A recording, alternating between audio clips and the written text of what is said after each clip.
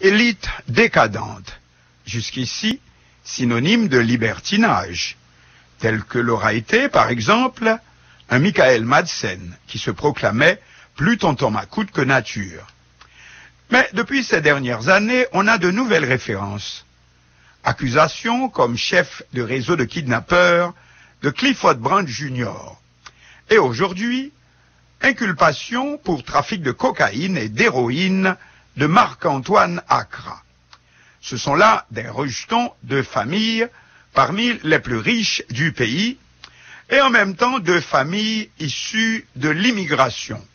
Et aussi, et c'est important, membres de la 3e génération, c'est-à-dire bénéficiant de tous les moyens amassés par les 2 générations précédentes, en termes de fortune personnelle, mais aussi et surtout de relations, aussi bien dans le pays qu'à l'extérieur.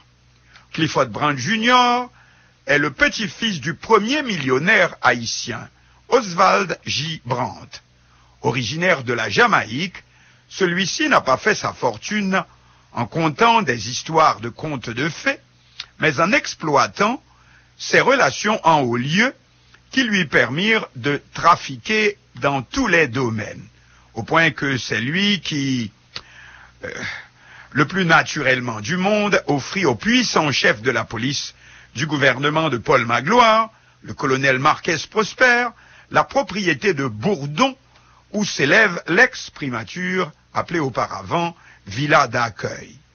Quant à Marc-Antoine Accra, il est le petit-fils du gentil monsieur que nous avons connu dans notre adolescence sous le nom de Paix Accra. Celui-ci décupla ses premiers capitaux en bénéficiant du contrat de fabrication de l'uniforme bleu des VSN de Duvalier, communément appelé Bleu Macoute. Mais ce n'est pas tout. Marc-Antoine Accra est également le petit-fils d'un autre grand nom de la capitale haïtienne, appelée à juste titre la République de Port-au-Prince, le personnage le plus célèbre de l'industrie touristique haïtienne, M. Albert Silvera, le premier haïtien à posséder une Rolls-Royce, etc. C'est donc peu de dire élite décadente, n'est-ce pas? Précisons tout de suite que dans le trafic de drogue, comme le kidnapping et autres crimes, il n'y a pas de monopole d'une classe par rapport à d'autres. Les inculpés ou les coupables, quand le cas a été entendu en justice, ce qui n'est pas encore le cas pour Marc-Antoine Accra et Co., qui ne sont que inculpés, précisons-le, mais les inculpés ou les coupables peuvent appartenir à tous les milieux socio-économiques. C'est d'abord une question de relation. Dis-moi qui tu hantes. En effet, sous le pouvoir Lavalas, 2001-2004, de nombreux hauts fonctionnaires du régime iront passer quelques années dans le cachot d'une prison fédérale américaine pour avoir facilité le passage de la drogue, dont les trafiquants du moment porteront des noms plus près, du populo, comme si tous ces crimes, particulièrement la drogue et le kidnapping, sont des activités de réseau qui nécessitent la mise en place d'un ensemble de facteurs et où le pouvoir semble jouer un important rôle. Pas étonnant alors que aussi bien le cas du jeune Clifford Brandt que celui de Marc-Antoine Accra ait éclaté sous le gouvernement du président Martelly, pouvoir lui aussi, si l'on veut, de 3e génération. Le président Michel Martelly et son premier ministre Laurent Lamotte avaient opté officiellement en 2011 pour un pouvoir jeune et par des jeunes. Donc, en quelque sorte, 45 ans ou plus s'abstenir. Clifford Brandt et Marc-Antoine Accra et consorts n'ont pas encore 45 ans. D'un jour à l'autre donc, combinant entre leurs mains la fortune et le pouvoir, nous insistons, les deux en même temps. Le jeune Brandt, lors de son arrestation, avait une carte de conseiller au Palais national qu'il aurait reçue du fils aîné de Martelly, pratiquement le même âge.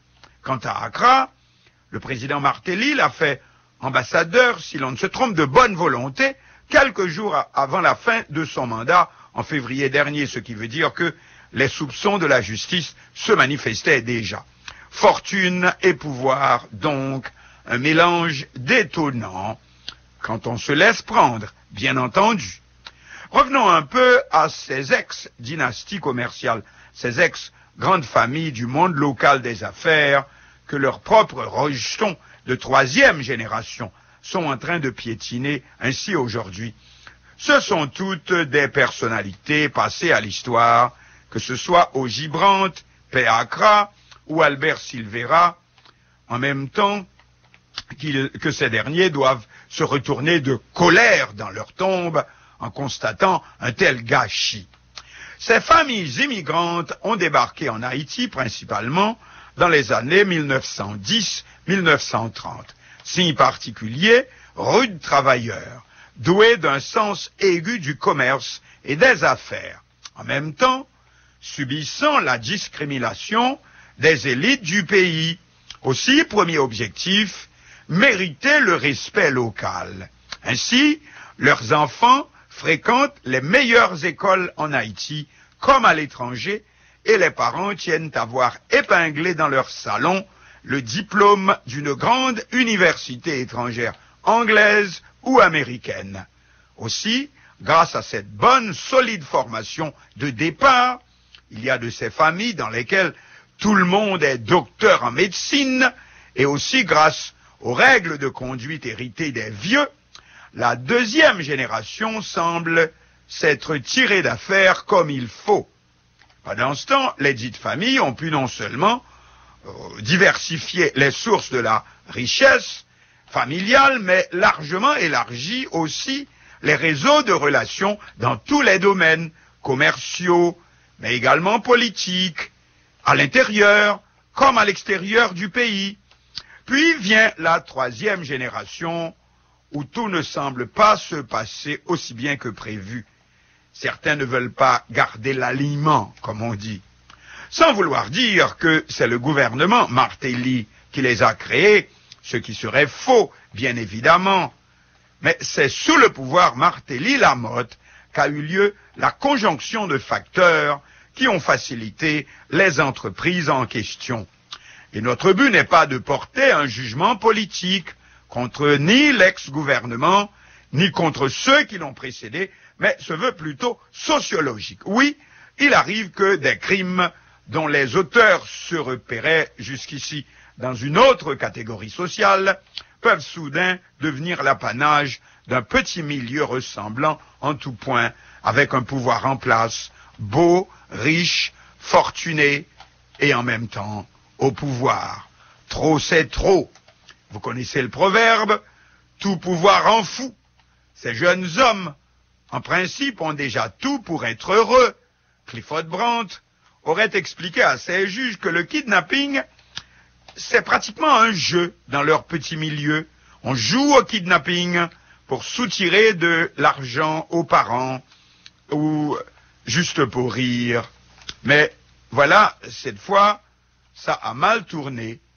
Et quand lui et ses complices ont été arrêtés, ils avaient en otage 2 enfants d'une autre riche famille.